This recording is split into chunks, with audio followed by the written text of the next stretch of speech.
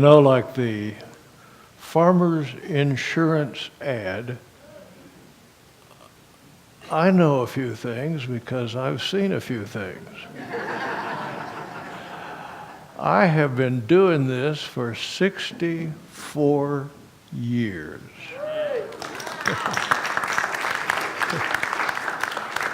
For 2 of those years, I was a youth pastor. For 1 of those years, I was a graduate, like many of you were last Sunday. And for 61 of those years, I've been a regular pastor of a church or of several churches. But I want to tell you this, I have never seen a better high school presentation than I saw here last Sunday. And I have never heard 2 seniors give a sermon than the 2 sermons I heard last Sunday, so thank you all very much. It was really, really very good, and that's just one of the many things that this church does so well.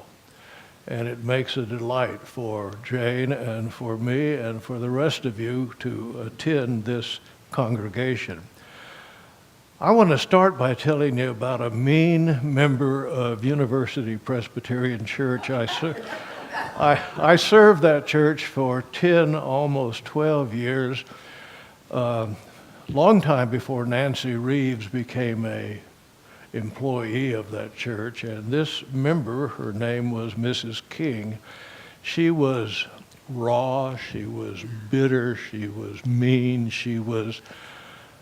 you probably have someone like that in this congregation. I wouldn't laugh too loud. One of you may be just like her. There may be a couple of y'all like her.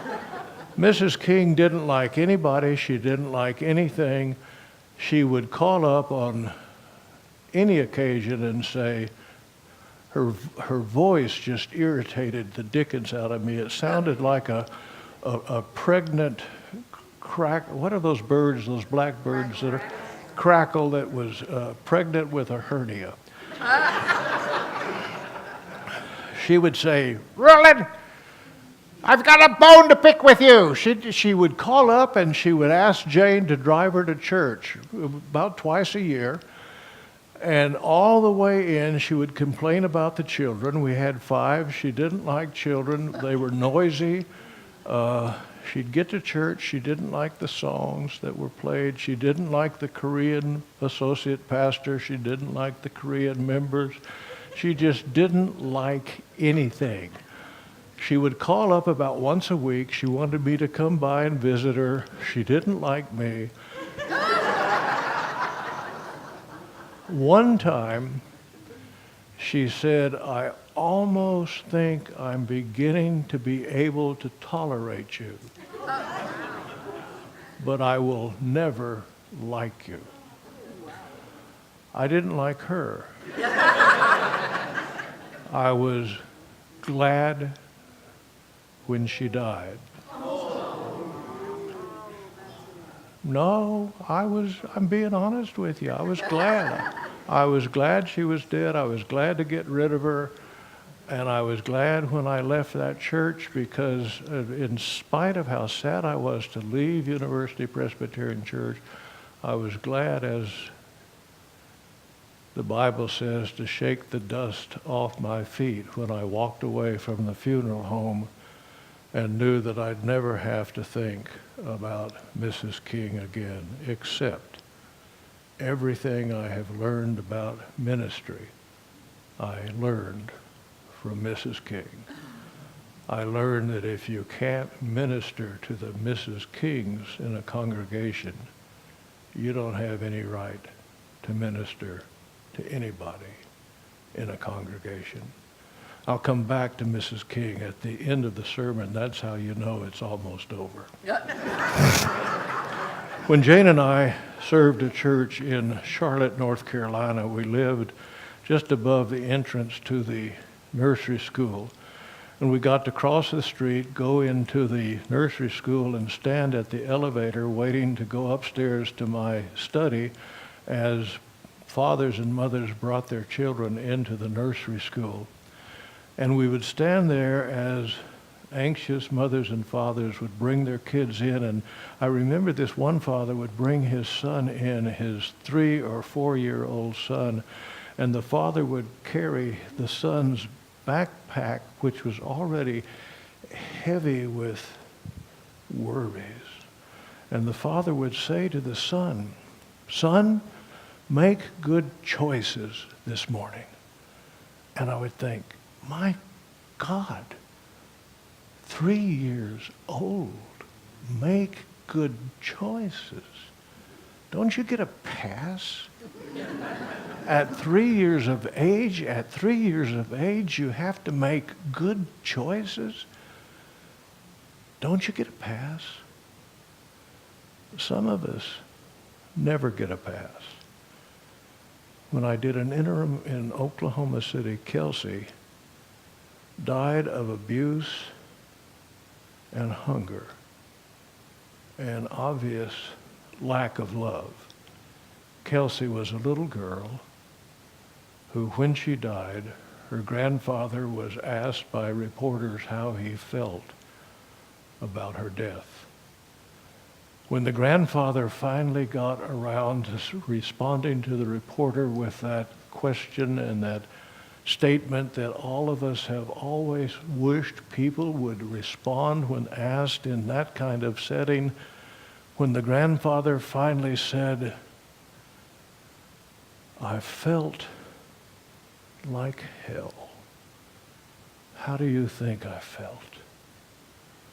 And then the grandfather cleaned it up a bit by saying, "It was another hard day in a long line of hard days." Haven't you been there? Don't all of us know what it's like to experience another hard day in a long line of hard days? The psalmist knows what that's like. Yea, though. Not if, not maybe, not perhaps, but yea, though. We all have our those. We come into this sanctuary with the those of life etched upon our souls, tattooed on our spirits. We come into this place with the lines of those stitched across our brows. That's why it's such a joy to be able to come here. To come here with a pastor like Nancy, to come here with a substitute like Holly, with two people who know what it's like to live in a world of those. To come here with pastors who get it, with people who have seen others go through it. To come here and know that there are other people sitting next to us, rubbing our shoulders, who know what the pain of living is like, and know that if we just reach out, we will be able to touch someone else who has that long, long list of those, yea, though, attached. Last weekend, I married my oldest son to a young woman. And I remember during the premarital counseling asking them, what's the worst thing you can think of that could happen in your relationship as you look ahead through the years? And almost instantaneously, both of them said that one or the other of us would die. And I said, oh, hell, that's guaranteed. 1 out of 1 die. That's bound to happen. 1 out of 1 die. It's going to happen. That's a though that everyone lives through. But it's, yea, though I walk through death's darkest valleys, I will get through it because I am with other people who remind me that God has been there with us. And I think I'm in love with Jesus primarily because Jesus has the ability to reach out to us and say, my God, why? And because he represents a God who has the ability to reach out and say, my Roland, my Jane, my Holly, my Scott, my Kevin, my Nancy, my Mike, why? Why have you forsaken me? And yet to walk with us down that long hallway into the house where we will spend eternity with that God who loves us.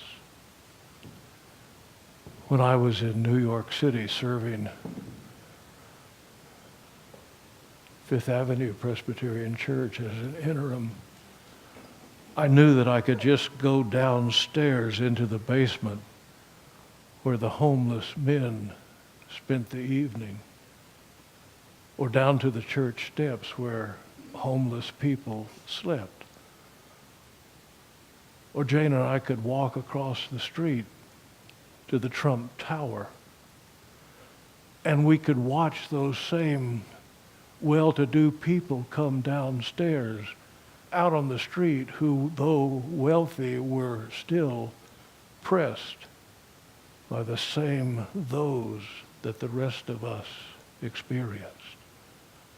For there's not that much difference between those of us who have it and those of us who wish we had it. We all experience the same kinds of diseases,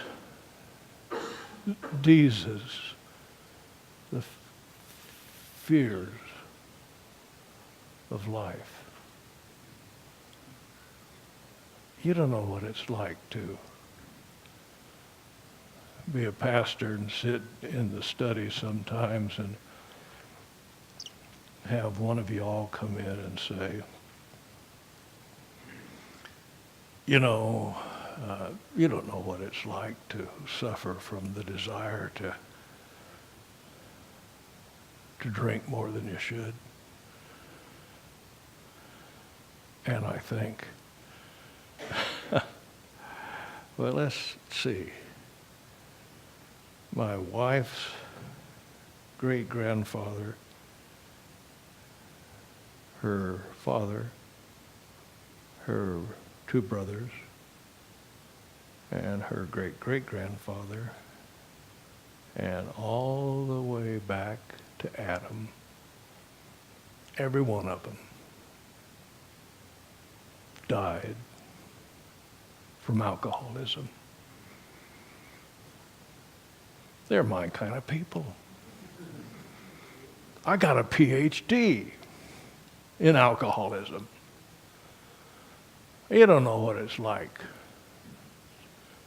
to suffer from depression. Don't bet your bottom dollar. I got a PhD in depression. Pastors are no different than you are. We're just better at hiding it. And that's one of the problems. We're all pretty much the same, folks.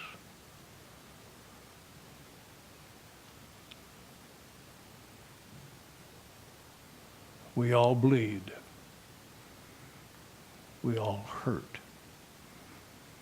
We all need this kind of church, this kind of turf that we occupy, this kind of place, this kind of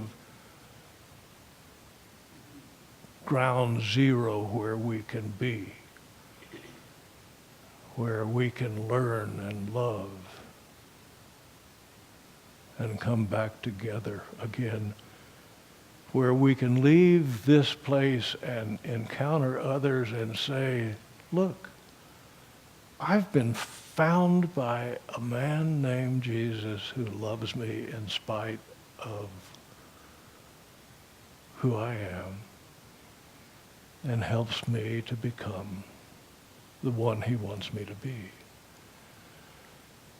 Well,